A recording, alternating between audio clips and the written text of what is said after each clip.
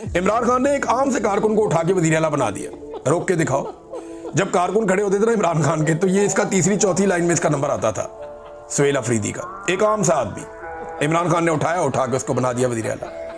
अब अगर ये अवाम की उम्मीदों पे पूरा उतरेगा, इमरान खान की उम्मीदों पे पूरा उतरेगा, तो लोग इसको सरांखों पे बिठाएंगे, और अगर नहीं उतरेगा तो अली अमीन गंडापुर का हाल आप सबने देखा।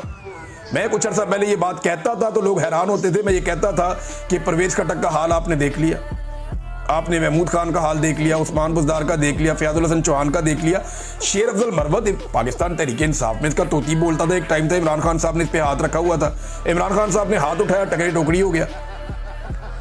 ये इमरान खान साहब को अल्लाह ताला ने इस वक्त ये सहूलत दी हुई है, वो जिसके साथ खड़ा हो जाता है वो खड़ा हो जाता है अवाम की नज़र में, और जिसको इमरान खान साहब इस वक्त हटा देते हैं तो वो लोगों की नज़र में भी उसके साथ वही हो जाता है। क्योंकि अल्लाह ताला ने इमरान खान साहब को इस वक्त ये मकबूलियत दी हुई है जो पाकिस्तान में किसी और लीडर को इस